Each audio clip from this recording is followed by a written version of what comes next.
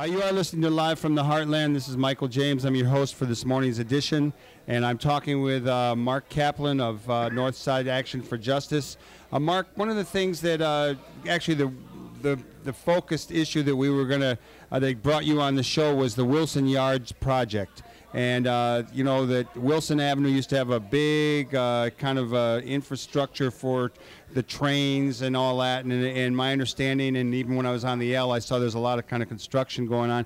Tell us a little bit about what the Wilson Yards project is, what's it doing, and then we'll get to some challenges to it that are at issue today.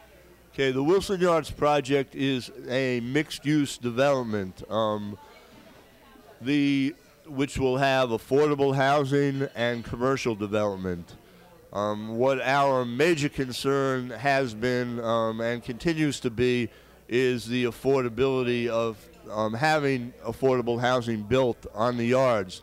And this has been an 11-year struggle. It started back in 1998. I know we have shorter time, so I won't go through the whole history.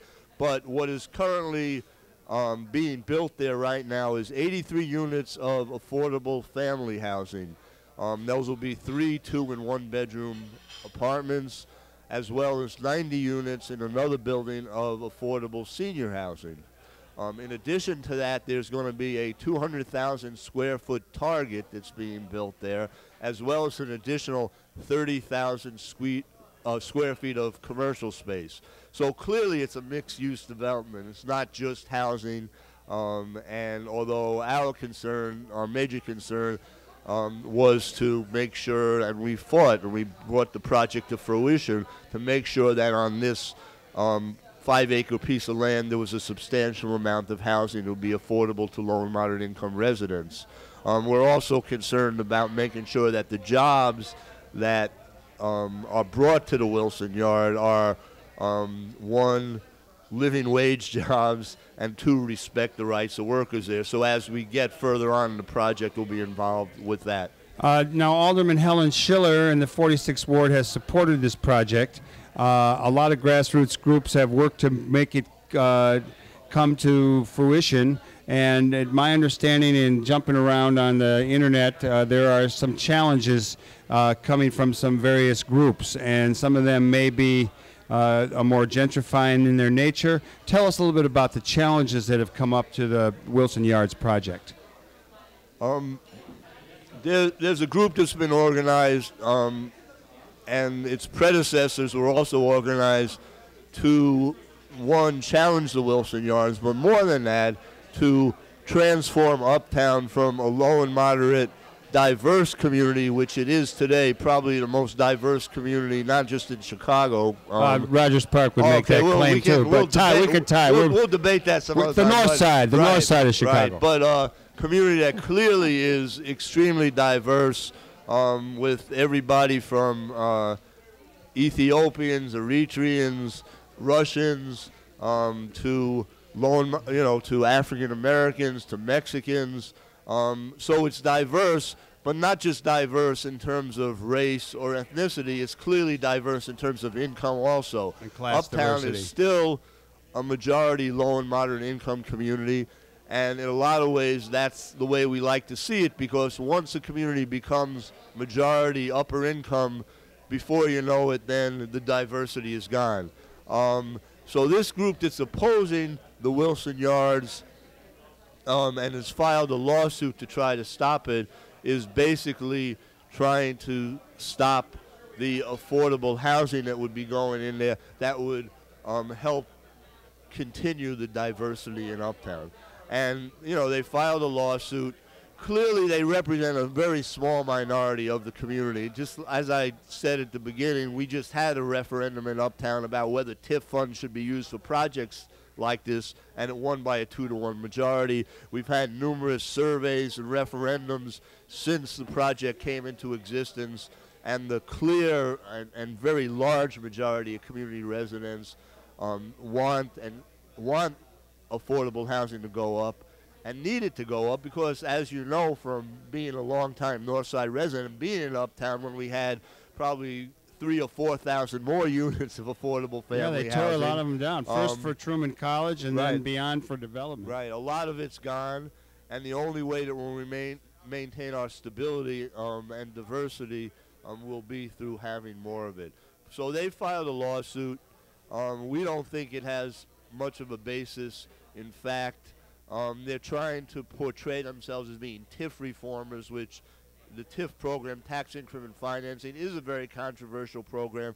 And in general, we as an organization oppose the way that TIFs are being run. But some TIFs work, and they, I think you and I were talking a little bit earlier that you think the Wilson Yards project is really what a TIF program should be all about. Right. TIF is a program that's supposed to be based on if but for that TIF, a project would not be able to go on. And clearly at the Wilson Yards, but for the TIF, there could not be the kind of housing development that's going on there, because the federal government, you know, since the Reagan administration has cut to shreds the money that it puts into housing for low and moderate income residents. And hopefully that'll change in the next 8 years, but with the financial crisis, who knows? So that if it was not for the TIF, there could not be low and moderate income housing being built.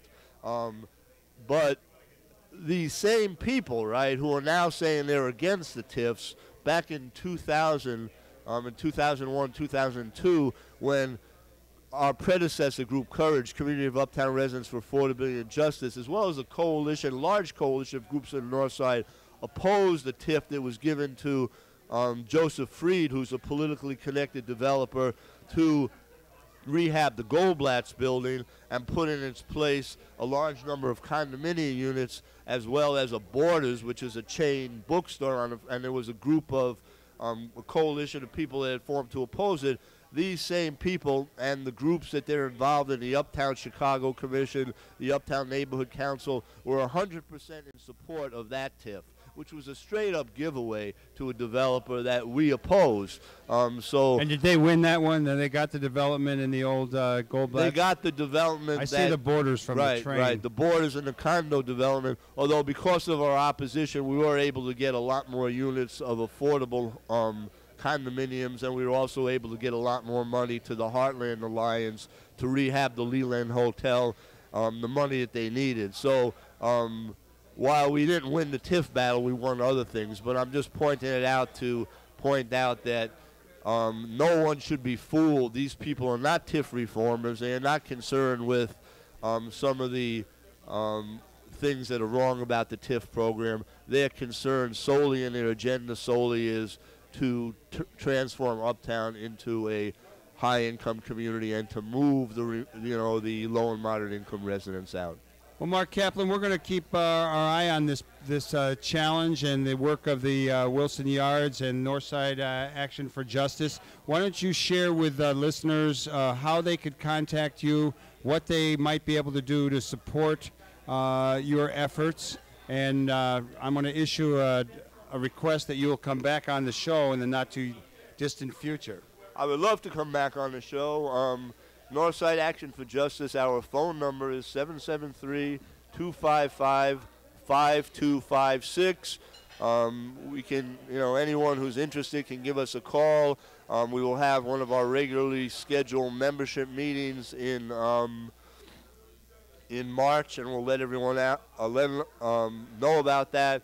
And we have a blog of 4action.com that I guess it's a blog. I'm not too up on the tech stuff, being an old guy. Well, that's a whole issue. There's a bunch of bloggers in Uptown as well as other neighborhoods who seem to not have much of a base, but they badmouth any project that's going for the good of the people. That's absolutely correct. So people can look on so our we gotta blog learn and see to what blog. the truth is. Right. Well, we do have some younger, energetic activist bloggers also. So we have our own blog now. We'll be putting out a newsletter shortly and have them in. And we may be knocking on your door very soon. So we would ask you to support us, to join in, and continue with the effort for affordability and justice on the north side of Chicago. And the north side of Chicago is a justice-oriented place. And Mark Kaplan, we're so glad to have run into you again. It's been twice in a week now.